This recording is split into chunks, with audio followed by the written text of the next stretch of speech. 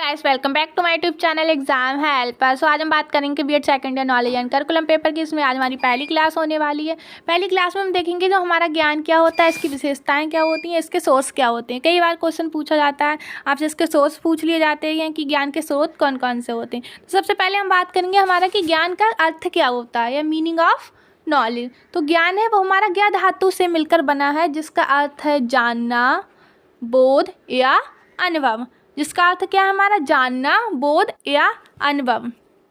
जी यहाँ पे गलत लिख गया है, सॉरी प्रकाश। अतः किसी वस्तु के स्वरूप का वह, अतः किसी वस्तु के स्वरूप का वह जैसा ही अनुभव या बोध होना क्या कहलाता है, ज्ञान। मतलब किसी वस्तु के स्वरूप का जैसा वह है, जैसी कोई वस्तु है वैसा ही अगर अनुभव हो रहा है या बोध हो रहा है तो उसको हम कहेंगे ज्ञान। ज्ञान समझ शिक्षा का क्या आधार है, चाहे वह शिक्षा किसी भी प्रकार की हो, औपचारिक हो सकती है या अनौपचारिक या निरौपचारिक शिक्षा, चाहे किसी भी प्रकार की हो, लेकिन ज्ञान क्या है, सभी का सोर्स है। ज्ञान साध्य व साधन दोनों के रूप में हो सकता है या रूप में पाया जाता है। ज्ञान में दो चीज़ें होती हैं, पहला हमारा ज्ञाता, दूसरा हमारा ज्ञेय। ज्ञाता कौन, जो हमें ज्ञान देता है। ज्ञेय ज्ञान को प्राप्त करने वाला। ज्ञान आप तभी तो प्राप्त हो सकते हैं अगर कोई आपको ज्ञान दे रहा है, और उसके लिए प्राप्त करने के लिए भी इंसान होना चाहिए। तो ज्ञाता और ज्ञेय, ज्ञाता ज्ञान देने वाला, ज्ञेय ज्ञान को प्राप्त करने वाला। अब हम बोल सकते हैं ज्ञान सूचनाएं हैं। ज्ञान को हम सूचना भी बोल सकते हैं। जैसे कोई आया, किसी ने हमको बताया कि वहाँ पे ऐसा ऐसा हो गया है, तो वो सूचना तो दे रहा है हमें, लेकिन वो भी क्या है, हमारी नॉलेज, ज्ञान। ये सूचनाएं किसी भी हो, ये सूचनाएं किसी भी वस्तु के बारे में हो, मतलब कैसी भी हो, या किसी भी वस्तु के बारे में हो सकती हैं जो हमें उसकी विशेषता के बारे में बताती हैं। इसी ज्ञान के कारण ही बालक हमारे समाज में प्रयोग की जाने वाली वस्तुओं को उसी के नाम से पुकारते हैं। जो हमारे समाज में या फिर हमारे संस्कृति में कुछ वस्तुएं हैं या फिर कोई कार्यक्रम है, उनको हम बालक उसी नाम से पुकारता है जिसके नाम से उसके पूर्वज पुकारते हैं, क्योंकि वो अपने पूर्वजों से क्या उसका नाम सुन रहा है और उससे ज्ञान प्राप्त कर रहा है कि हाँ, इस वस्तु को इस नाम से जाना जाता है। इस प्रकार से वस्तुओं की जानकारी हस्तांतरित होती रहती है या फिर ज्ञान को हस्तांतरित किया जा सकता है। अब जो हमारे सुकरात हैं, इन्होंने कहा है ज्ञान एक शक्ति है। सुकरात ने कहा ज्ञान एक शक्ति है जिसकी सहायता से कोई भी कार्य किया जा सकता है। इसकी डेफिनेशन हो गई सुकरात के अनुसार। दूसरा है कार्ल स्केबी, इन्होंने कहा है कुछ करने या क्रिया करने की क्षमता ही क्या कहलाती है, हमारी ज्ञान। का से कार्ल रखो और यहाँ से लिखो कुछ करने या क्रिया करने की क्षमता ही क्या कहलाती है, हमारी ज्ञान। फिर हमारी थर्ड हेडिंग है पो जोड़ के अनुसार वैज्ञानिक है, इन्होंने कहा ज्ञान हमारी उपस्थिति एवं अनुभवों के भंडार में वृद्धि का नाम है।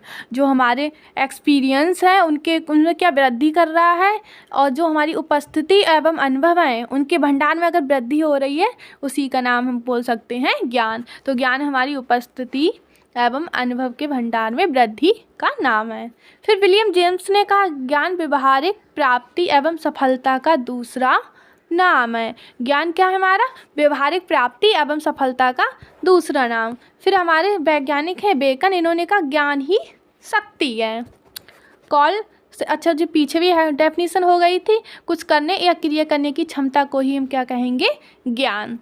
अब बात आती है ज्ञान की डेफिनेशन की बात कर ली, ज्ञान के अर्थ की बात कर ली कि ज्ञा धातु से इसका अर्थ है जानना या बोध, या किसी कोई वस्तु जो जैसी है उसका वैसा अनुभव या प्रतीत होना, ही हमें क्या कहलाता है, ज्ञान। फिर उसके बाद हमने उसकी डेफिनेशंस की बात की। अब बात करते हैं इसकी विशेषता की। तो ज्ञान ही क्या है, शक्ति। Knowledge is power. ज्ञान की कोई सीमा नहीं हो सकती है, आप कभी भी कहीं भी कितना भी सीख सकते हो, ज्ञान कभी समाप्त नहीं होता है। किसी व्यक्ति को ज्ञान जितना मिलता रहता है वैसे पाने की चाहत रखता है। आपको कहीं से थोड़ा बहुत नॉलेज मिल रही है, ठीक, तो आपको लगता है हम इसके बारे में और जानें, मतलब एक प्रकार से ज्ञान को पाने की चाहत इंसान के अंदर जागृत हो जाती है। ज्ञान जीवन पर्यंत तक प्राप्त किया जा सकता है, ऐसा नहीं इससे एज लिमिटेड है, आप कितनी भी कहीं भी ज्ञान को प्राप्त कर सकते हैं। सत्यता का नाम ही क्या है, हमारा ज्ञान। फिर ज्ञान 3 तत्वों पर आधारित होता है। पहला हमारा सत्यता, साक्ष्य और विचार। फिर हमारी यह हेडिंग है ज्ञान को प्राप्त करने के लिए अनुभव होने चाहिए। अनुभव अनिवार्य है। जो हमारा ज्ञान है उसको प्राप्त करने के लिए हमें एक्सपीरियंस होना चाहिए, हमको अनुभव होना चाहिए। ज्ञान क्या है, निरंतर बढ़ता रहता है, ज्ञान में वृद्धि होती रहती है। फिर बात करते हैं हम नेचर की, ज्ञान की प्रकृति क्या होगी। तो ज्ञान को भली भांति समझने के लिए हमें सबसे पहले क्या करेंगे, इसको ज्ञान होना अति आवश्यक है कि हम इसके प्रकृति पर प्रकाश डालेंगे।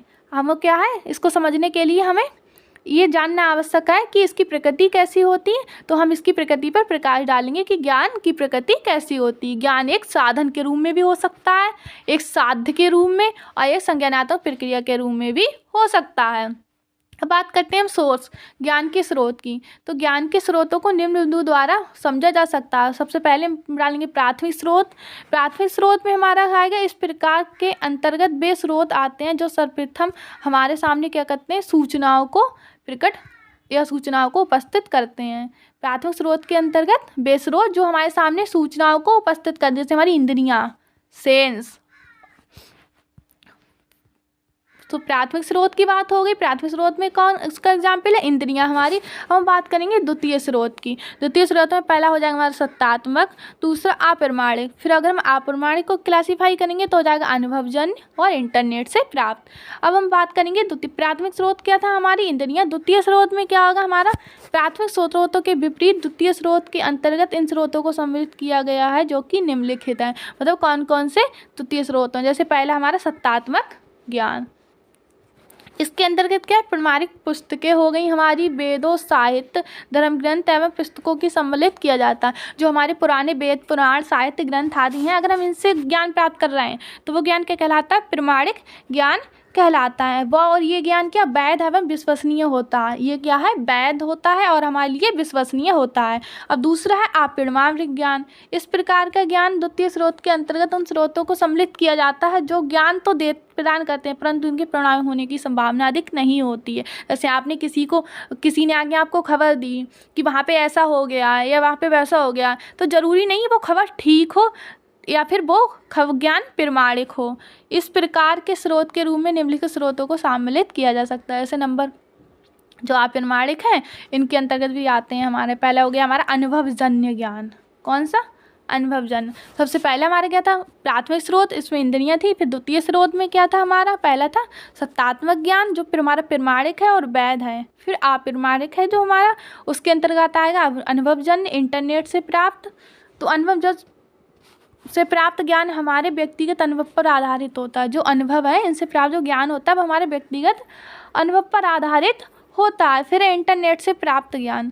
इंटरनेट से प्राप्त सभी प्रकार के ज्ञान को हम क्या प्रमाणिक नहीं मान सकते, क्योंकि इंटरनेट पे फेक न्यूज़ भी चलती रहती हैं, क्योंकि कई बार सूचनाएं सही नहीं होती हैं। इसलिए इस प्रकार के ज्ञान के स्रोत को सावधानीपूर्वक विश्लेषण के बाद ही प्रमाणिक बनाया जाता है। जो इंटरनेट से हमें ज्ञान प्राप्त हो रहा है वो ज़रूरी नहीं हमेशा सही हो। इसके अलावा भी कुछ सोर्सेस हो सकते हैं, जैसे परंपराओं एवं दंत कथाओं से प्राप्त ज्ञान। तो इस प्रकार का ज्ञान क्या हमारे परंपराओं के नाम पर प्रयोग तो कर रहे हैं, पर इनका क्या कोई स्पष्ट मतलब नहीं है कोई, और ना ही इनके प्रमाणिक होने की संभावना है। जैसे अंधविश्वास हो गए हमारे, जादू टोने टुटके हो गए, ये सब क्या हो गए हमारे। फिर है हमारा तर्क, चिंतन एवं बुद्धि। जो हमारा तर्क, चिंतन एवं बुद्धि, लॉजिकल थिंकिंग एंड इंटेलिजेंसी। इसमें क्या बुद्धि का प्रयोग करके जो प्राप्त ज्ञान को ही हम क्या कहते हैं, तर्क चिंतन के माध्यम से शुद्ध ज्ञान प्राप्त किया जा सकता है। हम क्या करेंगे, किसी भी चीज़ के बारे में सोचेंगे, उसके बारे में तर्क करेंगे, जो उससे ज्ञान प्राप्त होगा उसको हम क्या कहेंगे, तर्क चिंतन बुद्धि द्वारा प्राप्त ज्ञान। इसकी ये विशेषता होती है कि यह तो निगमन विधि पर आधारित होगा या हमारा आगमन विधि पर आधारित होगा। यहाँ निगमन पर या तो आगमन विधि पर। आगमन निगमन विधि में क्या होता है, आगमन में क्या होता है उदाहरण से प्रयोग की ओर, और निगमन में नियम से उदाहरण की ओर। फिर हमारा आता है श्रुति ज्ञान। श्रुति ज्ञान का मतलब सुनने। इसका संबंध धार्मिक ज्ञान से होता है। श्रुति शब्द से अभिप्राय सुनने या प्रकट होने से या दूसरे द्वारा सुनने से प्राप्त ज्ञान को श्रुति ज्ञान कहते हैं। जैसे कि कोई कहीं भाषण दिए जा रहे हैं, कोई गुरु आए हैं वो अपना ज्ञान दे रहे हैं, तो ये सब ज्ञान किसके अंदर आएंगे, श्रुति। अंतःप्रज्ञावाद या फिर अंतर्दृष्टि। इस प्रकार के ज्ञान के स्रोत से प्राप्त ज्ञान संयोग और अत्यधिक बुद्धि का प्रतीक होता है। ज़्यादातर विद्वानों ने इस प्रकार के स्रोतों को आध्यात्मिक स्रोत माना, जो अंतःप्रज्ञावाद या अंतर्दृष्टि।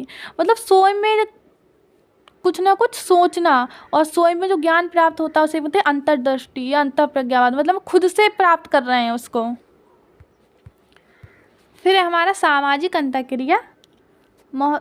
देखो, महोदय का कहना था कि समाज में रहते हुए दूसरे व्यक्तियों के साथ अंतःक्रिया करते समय भी ज्ञान हमको का सृजन होता है। देखो, सबसे अच्छा ज्ञान का स्रोत क्या है? हमारा समाज। समाज में हम क्या करते हैं? लोगों के साथ बातचीत करते हैं, तो हम क्या करते हैं? सूचनाओं को आदान प्रदान करते हैं, तो हमसे हमारे क्या है? ज्ञान में वृद्धि होती है। समाज के सदस्य एक दूसरे के साथ अंतःक्रिया करते हैं, कई प्रकार नए ज्ञान का सृजन एवं पुराने ज्ञान का आदान प्रदान करते हैं। जैसा कि मैंने आपको बताया कि आप समाज के लोगों से बातचीत करते हैं तो अपने ज्ञान का आदान प्रदान करते हैं, और ये क्या है? संस्कृति भी ज्ञान का एक विशिष्ट भंडार मानी जाती है।